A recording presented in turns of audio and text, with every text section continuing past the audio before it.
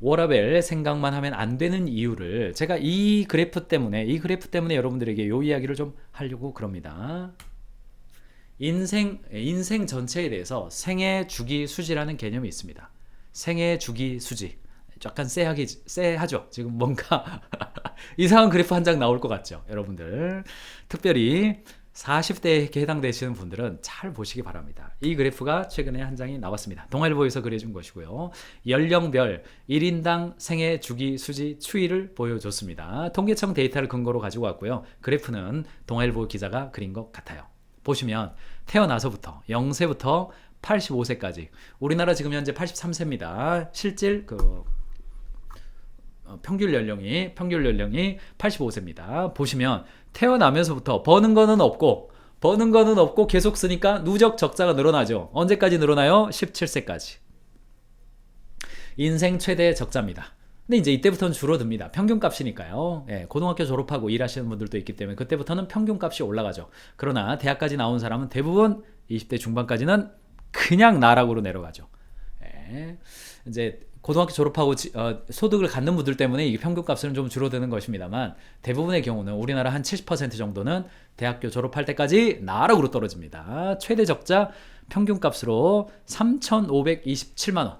고등학교를 졸업할 때까지 누적 적자 3,527만원. 인생이라고 하는 스타트업의 최대 죽음의 계곡 데스밸리 마이너스 3,527만원. 연간입니다. 연간. 그렇게 나옵니다. 그러다가 돈을 벌기 시작해요. 흑자로 회복하는 BEP죠. BEP. 브레이크 이븐 포인트. 누적 적자로 회복하고 손익분기점을 전환하는. 예. 전환 경영에 성공하는 나이가 27세. 평균값입니다. 27세에 연간 최초로 103만원 흑자를 냅니다. 축하해야죠. 세금 20만원 내시기 바랍니다. 세금 20만원 내세요.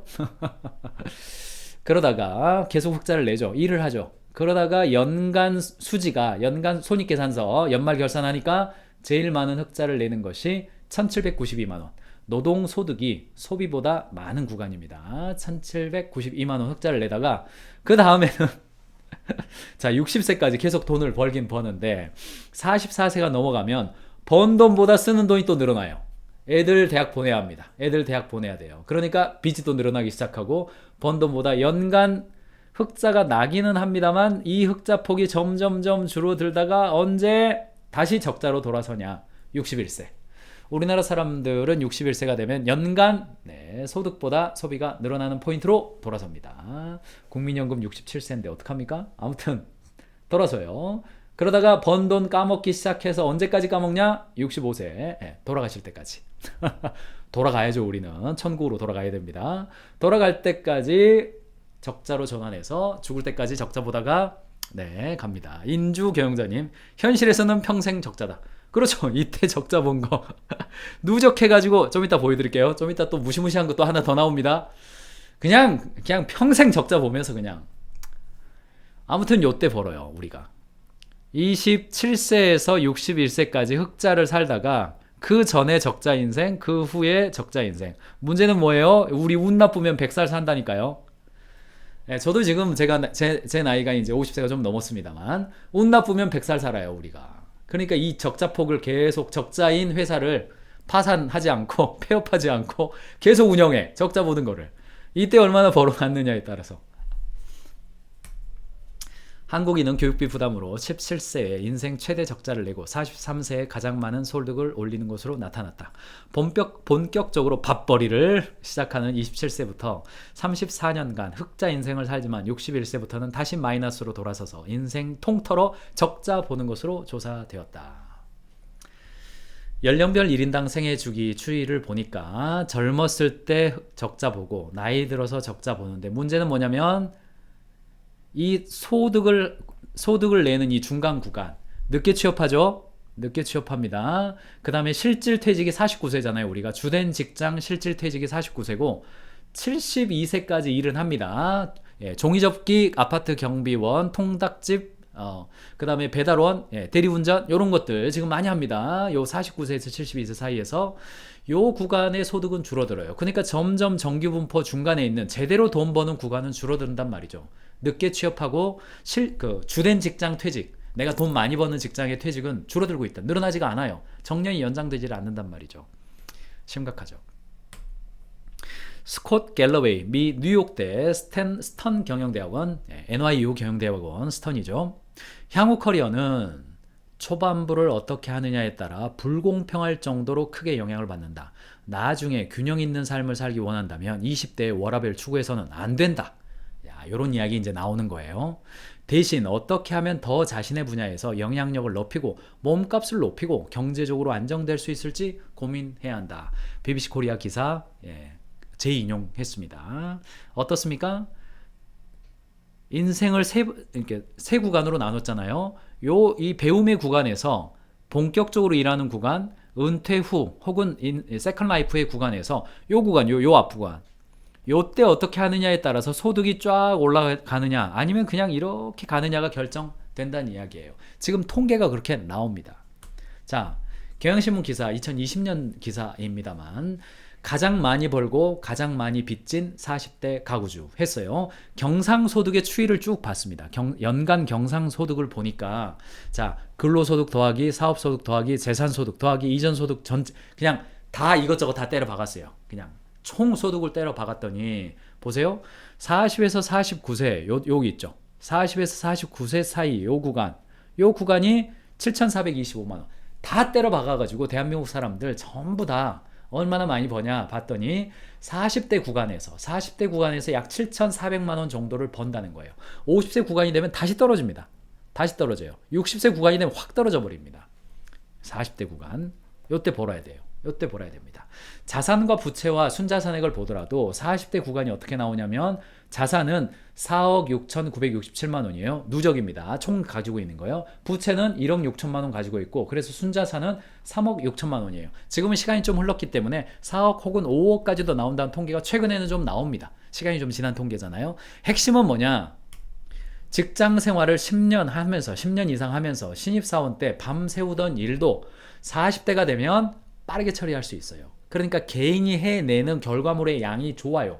그러니까 회사에서도 이 사람 연봉 많이 주고도 계속 데리고 있을 유인 요인이 되죠. 그런데 20대, 30대 때 제대로 내 자산, 지적 자산, 관계 자산, 사회적 자산, 스트레스 감내 자산, 사내의 조직 자산, 여러 가지 자산들이 있단 말이죠. 특별히 직장인의 경우는요, 지적 자산입니다. 어떤 일을 해내는데 시간이 많이 걸리지 않고 짧게 해내는 그 구간.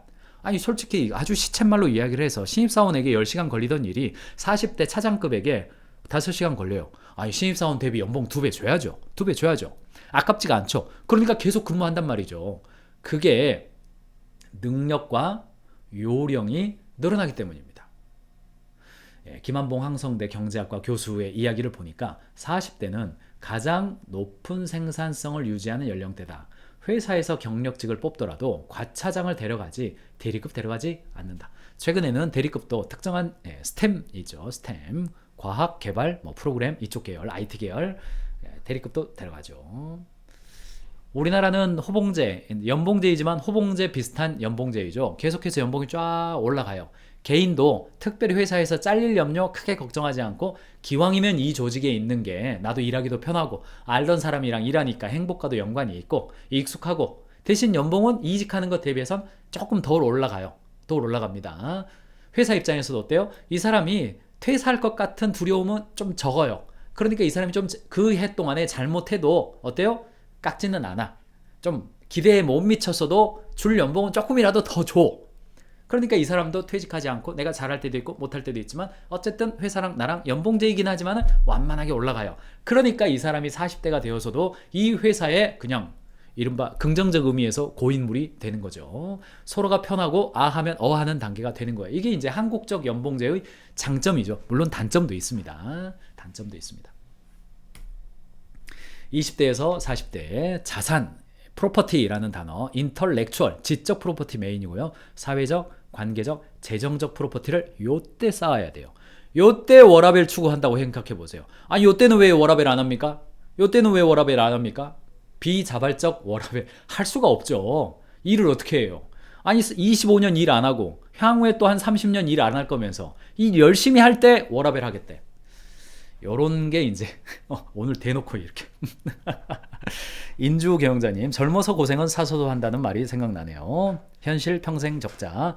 인주 경영자님 책 선물로 보내드리겠습니다. 네. 도영원 경영자님, 오늘날을 내다본 선조들의 지혜인가 봅니다. 네. 전문성, 신체 능력, 학습 능력이 뛰어난 40대 2040에 흑자를 내야 되는데 이때 열심히 일해야 적자 시기를 문제없이 살아갈 수 있다. 열심히 일한다라는 단어에 대한 신뢰가 어느 때보다 떨어져 있습니다. 노력의 가치에 대해서 그 신뢰가 어느 때보다 떨어져 있는 사회를 살고 있습니다. 그러나 제대로 사는 사람들은 노력하지 않고 돈을 많이 벌겠다라는 거 얼마나 비현실적인지 이미 알고 있어요. 여러분들은 어디 가가지고 뭐 모르는 사람한테 가가지고는 아마도 이거 워라밸 중요하죠 얘기할 거예요. 그런데 정말 사랑하는 사람 만났을 때 어떻게 하세요? 정말 이 사람의 인생이 정말 도움이 되는 이야기 해줄 때 여러분의 자녀에게는 어떤 이야기 하세요? 아들아, 딸아, 그런 이야기에 속지 말아라. 너는 네 인생 제대로 살려면 이런 건 굉장히 중요해.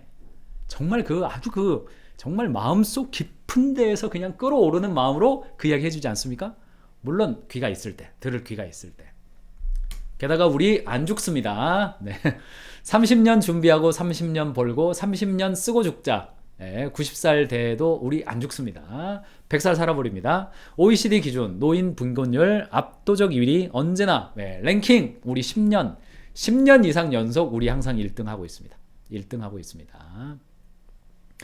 66세 이상을 기준으로 하는 경제협력개발기 OECD의 2018년 노인 빈곤율 조사에서 한국은 43.4%로 전체 1위에 올랐죠. OECD 평균의 평균값이 여기 있죠. 여기 있습니다. 여기에 3배가 넘는 숫자입니다. 우리 다음이 라트비아예요. 에스토니아. 참 뭐 이거 현실감 뭡니까? 라트비아, 에스토니아예요. 우리 2등이. 그리고 2등이 차이가 많아요. 43이고 39니까 5포인트 차이가 나요. 우리 출산율은 어떻습니까? 0.7이잖아요. 근데 우리가 1등이고 2등이 어딘지 생각 안 납니다. 1.2인가 그래요. 스페인인가? 아무튼 아시는 분 기억나실는지 모르겠네요. 압도적 1위입니다. 노인 빈곤율 압도적 1위. 청소년 자살률 압도적 1위. 출산율 압도적으로 뒤에서 1등. 일본보다도 일본 뭐 고령화 사회라고 우리가 막 이야기했습니다만 지금 2024년 기준으로 해서 내년도가 되면 전체 인구 중에서 66세 이상의 인구가 전체 인구의 25%를 차지하는 이른바 초고령화 사회 내년도에 진입합니다. 우리나라. 그러니까 적자 인생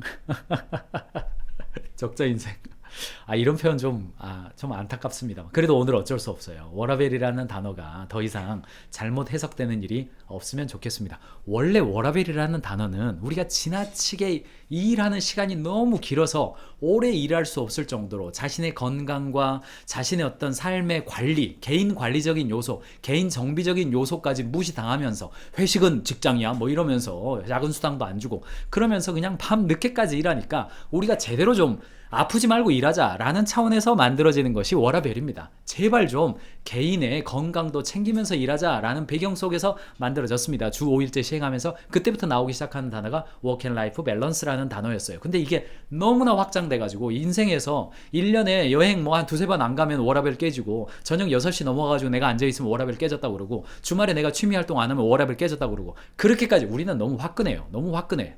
뭐 하나 개념이 나오면 그냥 극단까지 갔다 와야 좀 중심이 잡히는 화끈한 나라입니다. 우리가 뭐 하나 하든지 그냥 화끈하게 해버려요. 게다가 이 그래프 무시무시한 그래프죠. 무시무시한 그래프입니다. 제가 어린 아이가 51세인데 2050년이 되면요 70대 중반이 됩니다. 저 여기 있습니다. 요 끝자락 여기 있습니다. 여기 저 안 죽는다니까요. 저 안 죽고 제 위로도 인구 많아요. 네, 제 형님들 안 돌아가십니다. 네, 형님들, 누님들 안 돌아가십니다. 저 여기 있습니다. 2050년에. 문제는 뭐예요? 직장 진입은 요 구간 이 인구도 많지 않아요. 직장 진입은 지금 실질 직장 진입이 27세란 말이죠. 평균값 내도. 그 다음에 우리가 통상 이야기하는 이른바 양질의 직장이라는 표현을 하는데 그 양질의 직장 진입은요 28세예요. 더 늦어요. 그리고 언제 은퇴해요? 지금 제도라면 이때 은퇴해요.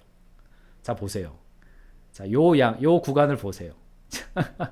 이 사람들이 이 사람들이 국민연금 내서 국민연금 내서 자 우리 65세 때 미리 받자 뭐 이런 이야기 나옵니다만 현재 67세가 될 것 같아요. 67세부터 여기 계신 분들 여러분들 그냥 눈대중으로라도 봐보세요. 어느 쪽이 양이 많아요? 어느 쪽이 양이 많습니까? 버는 사람이 많아요? 버는 사람이 번 돈을 받아 쓰는 사람이 많아요? 우리가 소득 대체율이 지금 우리가 한 34%인가 정도 돼요. 유럽이 한 42% 정도 나오고 이 차이 있다고 막 불평하시던데 우리나라는 역사가 짧으니까 모아둔 돈이 없으니까 적을 수밖에 없습니다. 그러니까 이 사람들은 자기들이 벌어서 자기도 먹고 살아야 되고 그러면 되냐? 아니에요. 이 아래 애들은 안 낳습니까? 내 돈 100 벌으면 이쪽에다가 얼마 줘야 돼요? 이쪽에다가 얼마 줘야 돼요? 국민연금 지금 20% 내라 그러면 그냥 지금 밀란이 발생할 거예요. 이거 안 벌고 누가 먹여 살 겁니까? 예. 도영원 경자님, 140까지.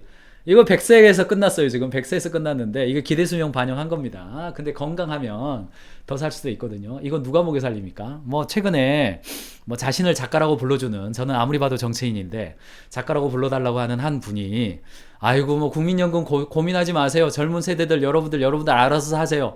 나이 든 사람들은 나이 든 사람들이 고민할게요. 뭐 이런 이야기 하시던데 요 그래프 보고도 그런 말씀 하실까요? 어쨌든 요런 상황입니다.